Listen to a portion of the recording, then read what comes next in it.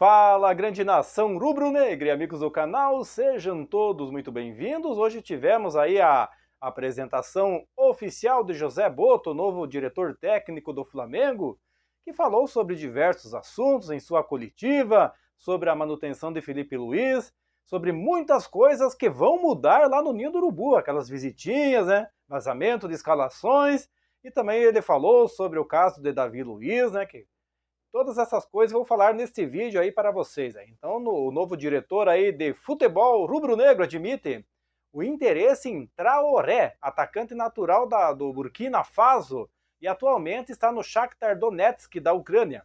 Posição de centroavante é a mais prioritária e não queremos falhar, segundo aí o dirigente. Então, José Boto, aí que tem 57 anos, é o novo homem forte do futebol do Flamengo na gestão de BAP. Escolhido para liderar a reformulação do departamento, o dirigente deu a sua primeira entrevista coletiva no cargo na tarde desta segunda-feira, no Ninho do Urubu.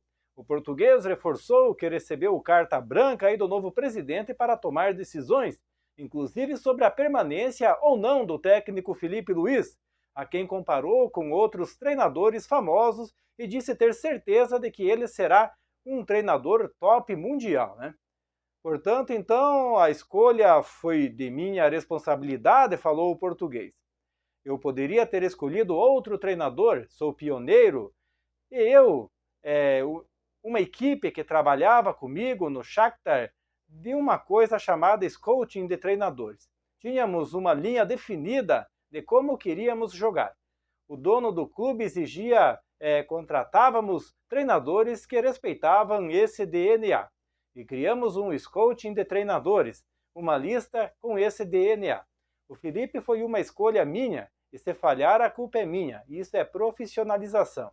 É fácil mudar o treinador 11 vezes e ninguém ter culpa disso, disse Boto, que acrescentou ainda, né? Então ele falou, se o Felipe falhar, o culpado serei eu. Toda a gente do clube vai ter que trabalhar como nós queremos. Quem não trabalhar como queremos, sai. Depois, se as coisas forem mal, o responsável sou eu. Tive carta branca do BAP para que, se achasse que deveria mudar o treinador, mudava.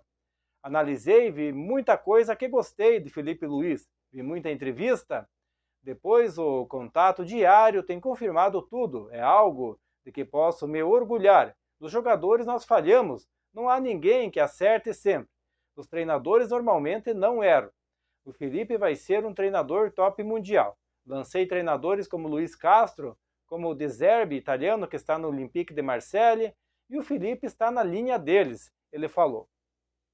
Daí Boto também explicou as prioridades estabelecidas para o início de trabalho no Flamengo.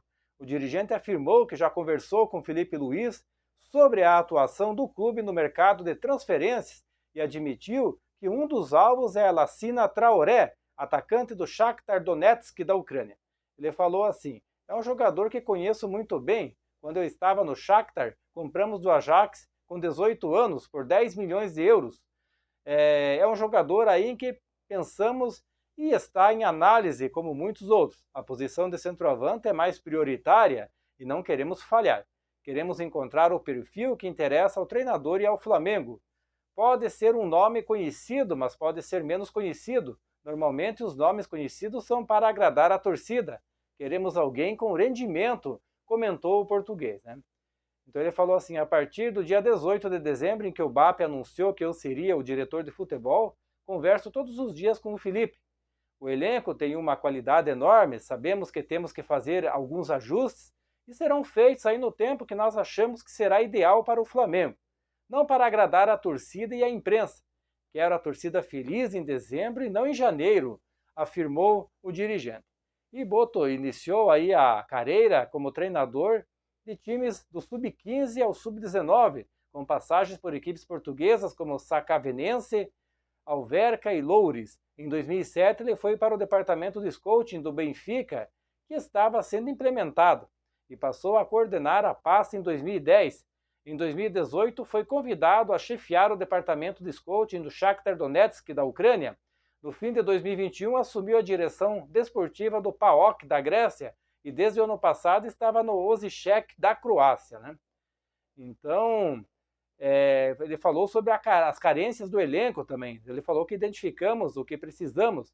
Minha leitura e do Felipe é que o elenco é muito bom e pode render ainda mais do que tem rendido. Não estamos aqui pensando no que temos que comprar, mas vamos reforçar tentando minimizar o erro. Vamos nesse jogador porque vai para o Corinthians, etc. Não, vamos no que queremos, quando tivermos aí certeza. Já conversei com o presidente sobre as verbas que temos para gastar. Uma parte da profissionalização é não discutir o assunto interno publicamente. É suficiente para reforços. Queremos o DNA do Flamengo, é Zico, Júnior, Maestro, é um futebol ofensivo dominante. Temos que dominar e tudo vai ser feito para respeitar esse DNA do Flamengo. E os primeiros dias no Rio de Janeiro, então ele falou que é um orgulho muito grande representar um clube como o Flamengo, mas ao mesmo tempo uma responsabilidade enorme. Foram dias muito corridos. Tive um encontro com o Zico, um ídolo de infância, foi algo que marcou do ponto de vista emocional. Conheci o CT, já tinha algumas referências de que era um CT muito moderno, mas sinceramente não esperava que fosse tão bom. Tenho que ser responsável e não posso chegar sem conhecer as pessoas e o ambiente e querer fazer as coisas à minha maneira. Primeiro vou conhecer toda a estrutura do futebol para saber se eles se adaptam à forma como pretendo trabalhar e também, o mais importante, cuidar da equipe profissional aí do Flamengo, ele falou. E sobre as contratações de auxiliares, ele falou, vou trazer uma ou duas pessoas da minha confiança. Não discutimos contratos nem nada. Pessoas que vão agregar conhecimento em várias áreas. O futebol é talvez o único negócio em que as pessoas fazem investimento e não cuidam. Gastam 10 milhões e se rendeu, rendeu. Se não, compra outro. Tem que entender por que não rendeu. Do ponto de vista médico, emocional, há N fatores. Quantos jogadores vocês conhecem que não rendem num lugar e têm bom rendimento em outro? Eu estava no meu último ano no Benfica quando chegou o Gabigol. O rendimento do Gabigol foi quase zero. Depois virou o ídolo aqui. A preocupação é de entendermos o que tínhamos que fazer para ajudar o Gabigol a crescer como jogador e dar o rendimento que necessita. Isso que deve ser feito. Há profissionais competentes para ajudar. Isso é algo que vamos tentar montar aqui. E sobre a profissionalização, então ele falou, profissionalismo para o Flamengo tem que ser a coisa mais importante de todo mundo que trabalha aqui. Mais importante que a família, que tudo. Temos que dar o máximo. Existem 50 milhões de pessoas lá fora que fazem muito sacrifício para acompanhar o Flamengo. É um privilégio para todos. A começar por mim, passando pelo pessoal da rouparia, da cozinheira, todos têm que entender a responsabilidade e que isso é a coisa mais importante da vida deles. Isso é profissionalismo. Os torcedores podem esperar cobrança, primeiro de mim, dos jogadores, e todos têm que trabalhar bem. Isso é profissionalismo, ele falou, né? E o que chamou a atenção sobre Felipe Luiz? Ele falou, vi duas vezes todos os jogos do Flamengo, desde que Felipe pegou. Uma para analisar o elenco, outra na perspectiva de analisar o trabalho do Felipe. Quem escolhe treinador tem que ter personalidade. Consegui perceber nuances táticas no trabalho do Felipe que me agradaram muito. Não é tão visível ao olho normal, mas ao olho mais clínico agradou muito. Depois me agradou muito a forma como se comunica, forma humilde, mas assertiva, sabe o que quer. Depois, quando tive contato, percebi a ambição dele, a vontade de aprender, de evoluir. No futebol, quando achamos que sabemos tudo, é o primeiro passo para estarmos mortos. Ele falou, né?